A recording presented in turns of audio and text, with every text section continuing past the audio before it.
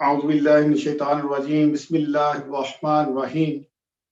اللہم صلی علی سیدنا مولانا محمد وعلی آلہ وصحبہ سیدنا مولانا محمد واصحابہ وبارک وسلم علیہ۔ حضور تاجدار مدینہ راحت قلب و سینہ صلی اللہ تعالی علیہ وآلہ وسلم کی ذات اقدس پر دروشی پڑھنے کے بے شمار فضائل و برکات ہیں۔ آج درود پاک کی ایک فضیلت بیان کروں گا اور اس کے بعد ایک واقعہ اسی فضیلت کے متعلقہ آپ کے گوش گزار کرنا چاہوں گا، تو خوب دھیان سے سنیے گا کہ ہمارے آقا تاجدار مدینہ صلی اللہ تعالی علیہ وآلہ وسلم نے ارشاد فرمایا کہ جو بندہ دن بھر میں مجھ پر 50 مرتبہ درود پاک پڑھتا ہے، کل بروز قیامت میں اس سے مصافحہ فرماؤں گا۔ یعنی جو بندہ ایک دن میں نبی کریم صلی اللہ علیہ وآلہ وسلم کی ذات اقدس پر 50 مرتبہ درود پاک پڑھتا ہے تو نبی کریم صلی اللہ علیہ وآلہ وسلم کل بروز قیامت سے مصافحہ فرمائیں گے، یعنی ہاتھ ملائیں گے۔ تو اسی ضمن میں ایک واقعہ آپ کے گوش گزار کرنا چاہوں گا کہ ایک مرتبہ ایک صحابی رسول صلی اللہ تعالی علیہ وآلہ وسلم نے دوسرے صحابہ کرام کی دعوت کی، ان کو اپنے گھر کھانے پر بلا لیا۔ جب دعوت کا دن آیا، تمام صحابہ کرام علیہ رضوان صحابی رسول صلی اللہ علیہ وسلم کے گھر میں جمع تھے، تو جس صحابی رسول صلی اللہ علیہ وآلہ وسلم نے دعوت کی تھی وہ کیا دیکھتے ہیں کہ جس دسترخوان پر مہمانوں کو کھانا دینا ہے وہ دسترخوان گندا پڑا ہے۔ لہذا وہ صحابی اٹھے، انہوں نے وہ دسترخوان کو اٹھایا اور جا کر آگ میں پھینک دیا۔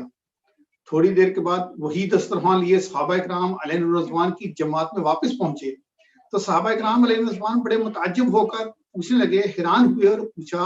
کہ یا حضرت یہ کیا ماجرا ہے کہ آپ جب اس دسترخوان کو لے کر گئے تو یہ گندا تھا اور آپ نے اس کو دھویا نہیں، جا کر آگ میں پھینک دیا اور آگ نے اس کو جلایا نہیں، الٹا صاف کر دیا، یہ ماجرا کیا ہے؟ تو وہ صحابی رسول صلی اللہ علیہ وآلہ وسلم فرمانے لگے کہ دراصل بات کچھ یوں ہے میرے دوستو کہ میں نے ایک مرتبہ نبی کریم صلی اللہ علیہ وآلہ وسلم کی دعوت کی تھی۔ جب نبی کریم صلی اللہ علیہ وآلہ وسلم میرے گھر میں تشریف لائے تو کھانا تناول فرمانے کے بعد اپنے دست مبارک اس دسترخوان سے صاف کیے تھے۔